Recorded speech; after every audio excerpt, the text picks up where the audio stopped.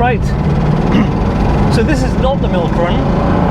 I'm on my way to the post office to post some stickers out to a couple of people who've asked for them, which I'm pleased to do. Hopefully people will put them on, tag me in the photos and whatnot. But also, I've done a couple of things. Obviously, nothing major. I've changed a bulb.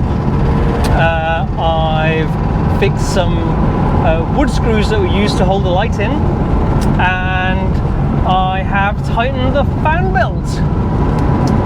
I saw a YouTube video on that, all about the washers and things like that. I don't know if anybody's interested in that.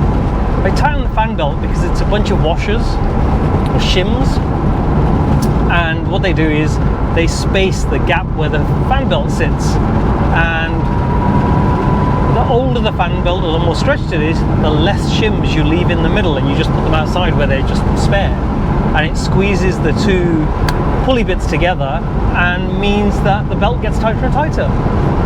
So I just did that, and obviously driving wise it makes no discernible difference, but I'm glad that it's done because it was flapping about quite a lot. It does need to be changed, and if it breaks I'm in trouble because it isn't just the charging. Obviously in these cars it's also the cooling, and the cooling, that would be most bad because most bad is a Family Guy saying. I'll explain that another time. That seat, it's just thrown my train of thought now. Yes, the fan belt broke, but I would see the charging light come on, which I wouldn't actually because the steering wheel is at an angle and it covers that light exactly. And on that topic, I've been to 3 different places to get the wheels aligned, the camber, toe, all of those things done, because I really want those done, and they've all said they don't want to do it, or they don't know how, or it takes too long. So I have got somebody now, so I'll have to take it to him next week, and it's going to cost quite a lot of money, and I'm going to have to leave it there overnight. So I'll be happy when that's done, which is great. Other than that, from the last video, obviously it was quite raw. I'd just given you my news that I've resigned from my job. I feel kind of, firstly I'm driving too fast, but I feel kind of, a weight's been lifted. At the same time, when I'm not working, my wife and I, we don't have enough money to pay the monthly bills, so it means I have to tap into some savings, and she does too. Right, let's get the beans. Oh, not quite 6,000. Not quite 6,000 there either. What gear? 3rd gear, 5,000. And we're at 110 kilometers an hour and we're into 5th. I did say that I wasn't going to do that anymore. I don't know why I keep doing that. Anyway, so I could probably go about 2 months without working, and I need to, so I've negotiated that I'll be able to leave by the end of June. Well, I have to apologise, it's really quite warm today, so I'm sorry you have to see my pasty yet incredibly hairy arms, and they're almost twiglet-like because I don't work out. But what I will do is I'll work out when I'm off work. Yeah, sun's out, guns out. Anyway, that's pretty much the story. I'm going to post some stickers out. My sister's been brilliant, but she's incredibly busy, and in a couple of weeks I'm going to go and see her and try and get some things embroidered, and then just see what people think. I need to get I need to do some lettering for #TheMilkRun, which would appear on the back of any printed t-shirts or down the arm. I can't decide yet. So those are the kind of things that I've been working on, and also everything just feels a bit weird at the moment because of the work thing, and I am I'm still quite busy at work, which is really hard. I have to really work hard at staying motivated, because I still want to do a good job. I don't want to burn any bridges. I really like the people I work with, so I still want to leave on really good terms. And plus, when it's your professional integrity at stake, you don't want to mess around. So, and it feels a bit weird. I feel the weight has been lifted for the fact that I've resigned. I feel anxiety, pressure for the fact that how am I going to pay the bills? And also I feel a little bit of excitement at what might come next. So I'm pleased. I'm just heading into a straight road now. I'm doing 110 kilometers an hour, and guess what? The car is all over the place because of the wheel alignment. But it's actually quite smooth. If that was done, I'd be quite pleased with that. Yeah. And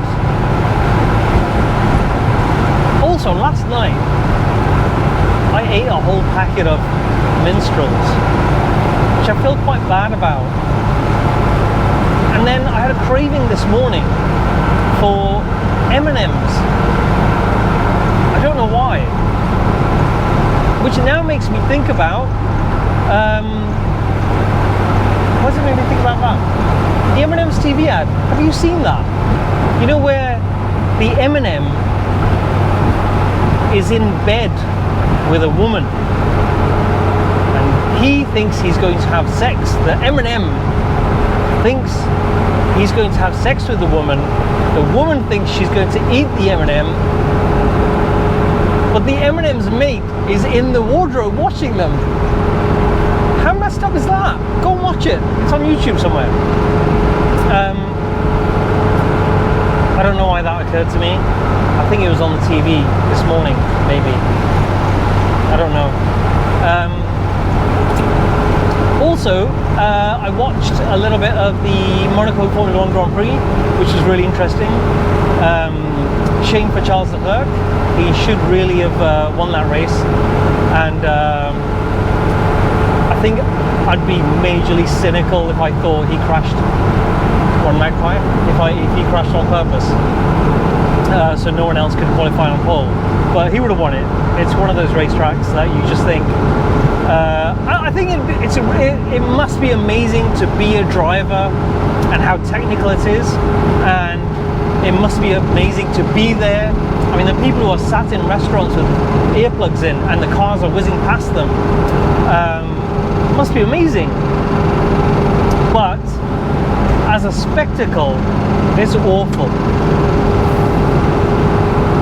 I swear, that chair, I forget all about it. I'm sure if I took it apart, there'd be something I could fix.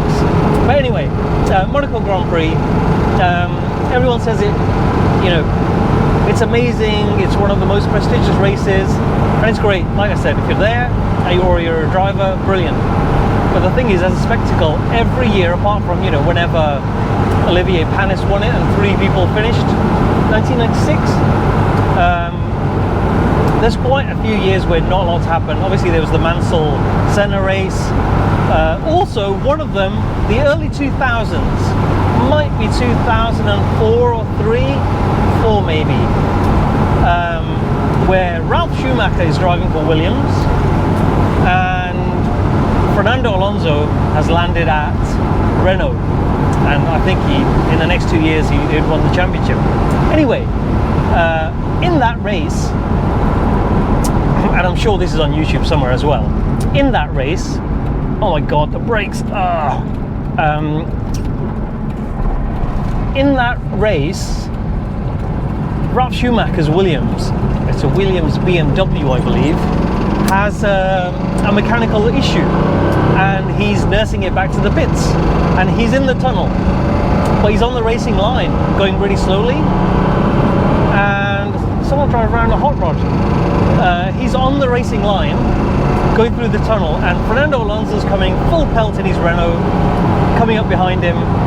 In trying to avoid him, he goes off the racing line onto the marbles, and obviously basically loses control, smashes into the wall, 2 wheels come off, and the car is spinning.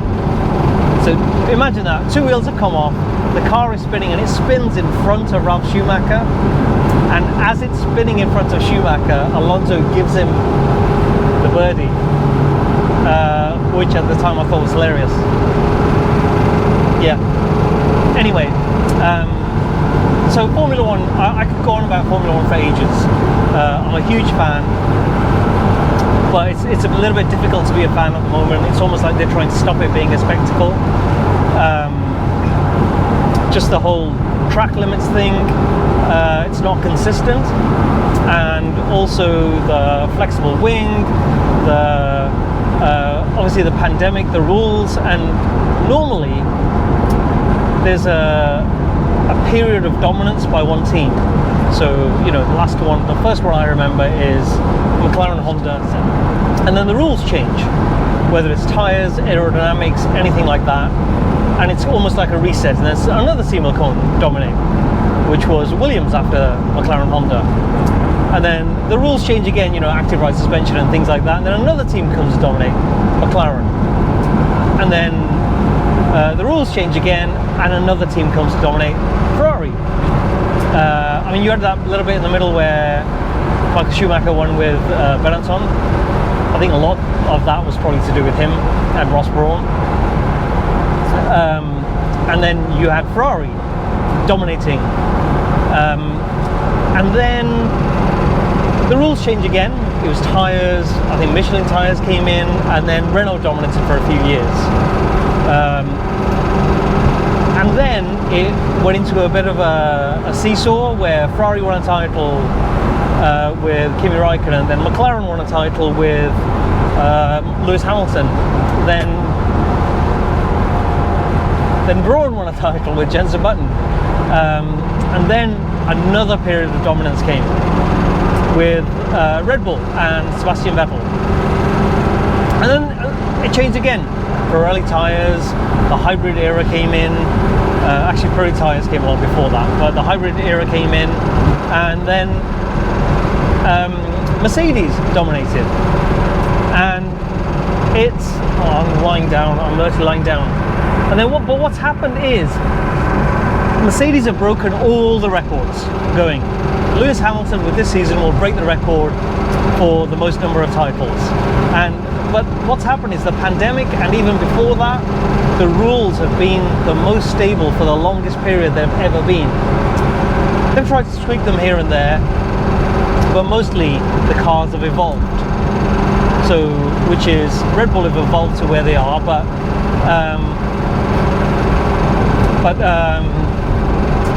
Mercedes have just been tweaking their design. They're winning Formula from 2014 and winning. And also they've done it in a way much like a lot of other teams did when they were dominating, apart from obviously McLaren, where they have one dominant driver. And obviously Nico Rosberg was challenging Lewis Hamilton. I don't think he was as talented a driver as Lewis Hamilton, but he definitely got under Lewis Hamilton's skin, and it made it really interesting. Even though Mercedes were dominating, at least there was a championship that was interesting, and you didn't know what was going to happen. And you know, they crashed into each other. There was drivers losing it, stuff like that. It was really interesting. But then obviously when Bottas came in, he's just not on Lewis Hamilton's level and just can't challenge him. And you know, everyone's saying Lewis Hamilton is super mature, he's serenely going to the title but no one's getting under his skin, and his talent is that much more than Bottas that he's not being pushed in that Mercedes. Now this year Max Verstappen is pushing him, but it's just a shame that didn't happen a few years ago, and that was a lot to do with obviously the car being so good, Lewis Hamilton being so good, and not having a driver to challenge him. I've realised that I've just started rambling on about Formula One, and on my mind are things like boxing, tennis, French Open's coming up, and football. Champions League. Champions League final is tonight, and the Europa League final was on Wednesday. That's the sore point. But anyway, I'm going to stop going on about that. I said that I wouldn't have done anything with TubeBuddy by this point, which I haven't. And what I'll do is I'll use TubeBuddy during this week. I'll get some lettering done for the milk run, the phrase hashtag the milk run, and I'll get some sort of, I don't know, a tester shirt made up, see how that looks. I don't know where to get good quality stuff. A couple of people have mentioned things like, is it period correct? And there's another one. Michael told me about that one, and one of my other friends told me about a different one. So I need to look into those, and they're going to be really expensive though. And then I have to look at setting up an e-commerce type website. I have no idea if anyone's going to want to buy anything, but better to be prepared, I guess. And it just means doing some reading. And I think that's it. Idle speed is still like 1400. One of my friends has just told me how to adjust it. He's done his, but the thingy, Lancia Fulvia, ooh, and it's stuttering. So I am not gonna clang over these bumps. Yeah, I need to, the carbs need setting, the timing needs setting, and I'm so lazy that I don't take it anywhere to get it done, so I need to get that sorted out.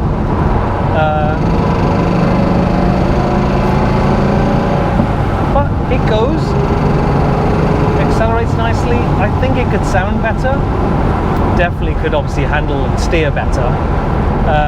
So I'll get those done. TubeBuddy, merchandise, e-commerce website, work stuff. I don't know what I'm going to do. I don't know if I'm going to start looking for a job. I do need to look for a job, but basically I need to earn quite a lot of money to pay the bills. And well, let's face it, YouTube isn't going to do it unless I do something tweaking in TubeBuddy, and suddenly I'm an influencer, which I'm not going to be ever. Anyway, once again, thank you to everybody who's been tuning in. Thank you to everybody who's been messaging and subscribing and hitting like. Those are the things that will get me, will help me with the YouTube algorithm. I don't even know how that works, but I'm assuming it's likes and stuff. And there's obviously tags, which, you know, I've not really done a lot with. Right, I'm going to try and accelerate. Is there anybody there? There's a little wheel spin. Oh, fucking seats!